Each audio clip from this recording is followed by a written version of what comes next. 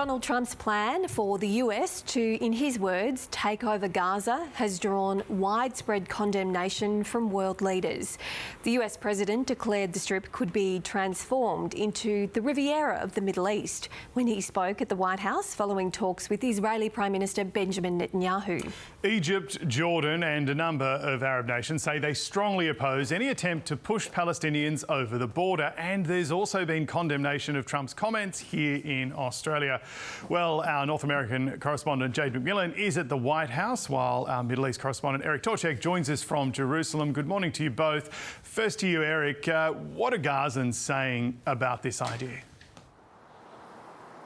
But James, they've really been responding to the question with a mix of resignation and despair. Not everyone had heard the news, but those who had said that, look, they've heard proposals before to uproot them from Gaza and they've withstood them.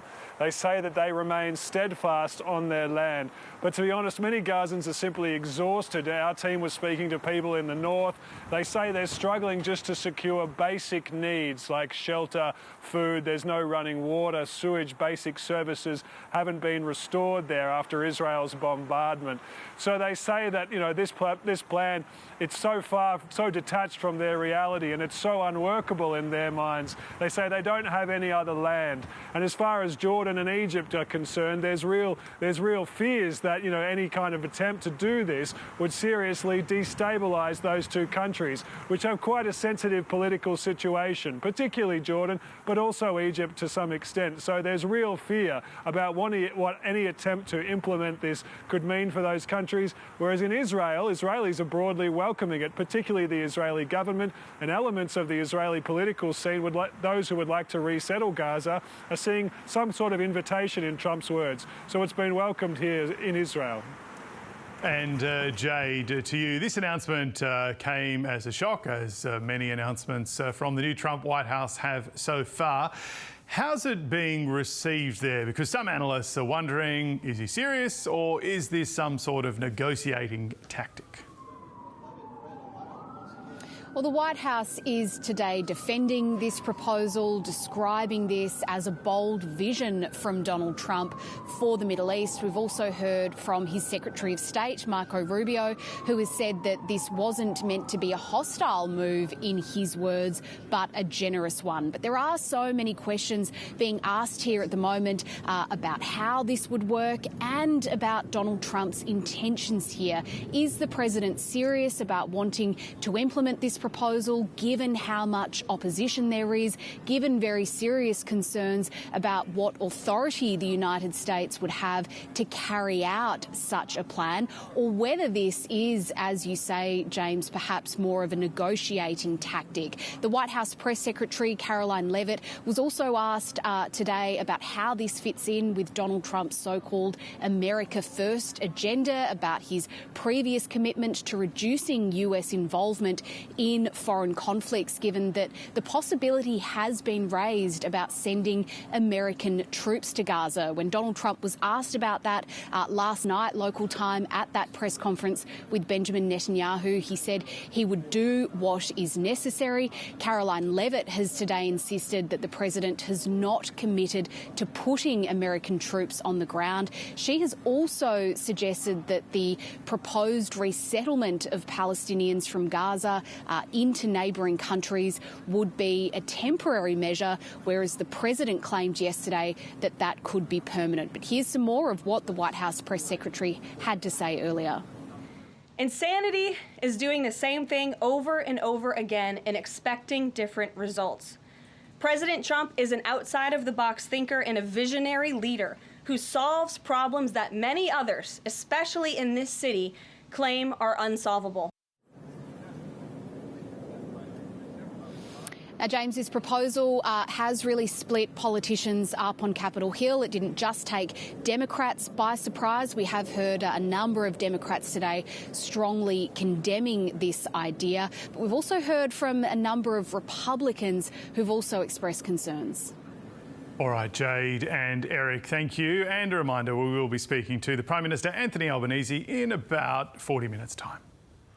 The federal government has agreed to coalition demands on mandatory minimum jail sentences for terror crimes and the display of hate symbols. Our political reporter Olivia Casely joins us now from Parliament House. Hi Olivia, what will these sentences look like and how has this been a change of position from the government?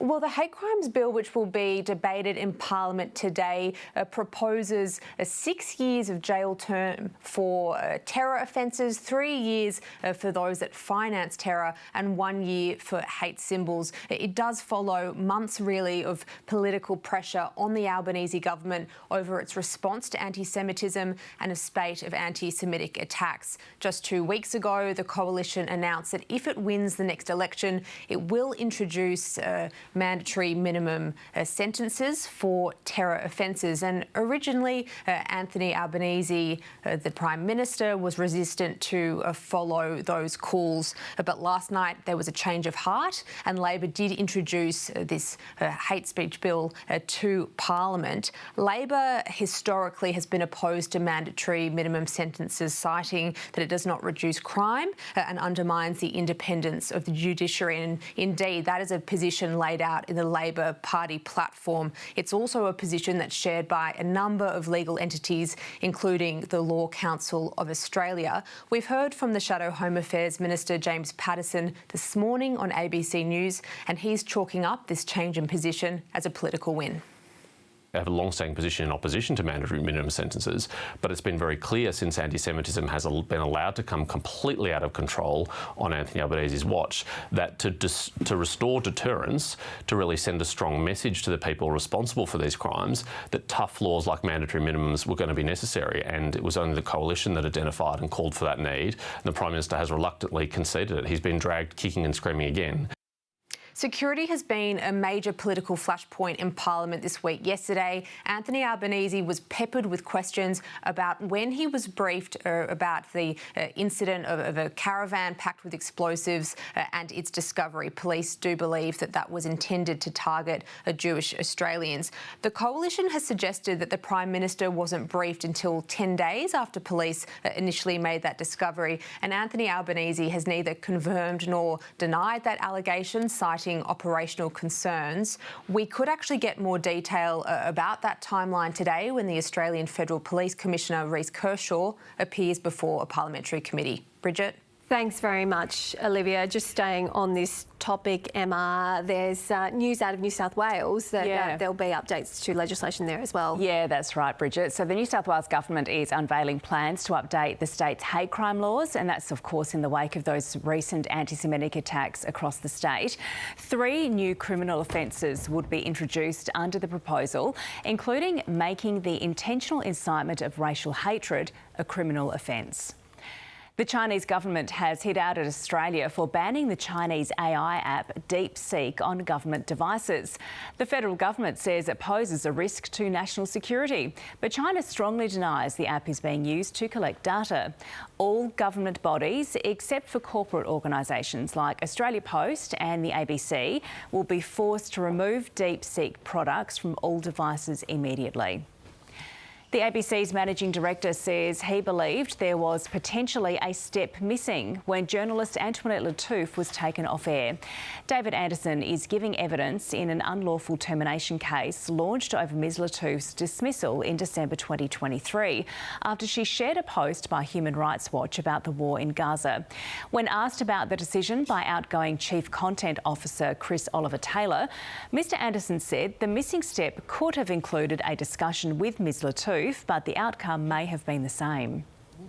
A dawn ceremony has marked the start of Waitangi Day in New Zealand, the country's national day celebrating the signing of the treaty.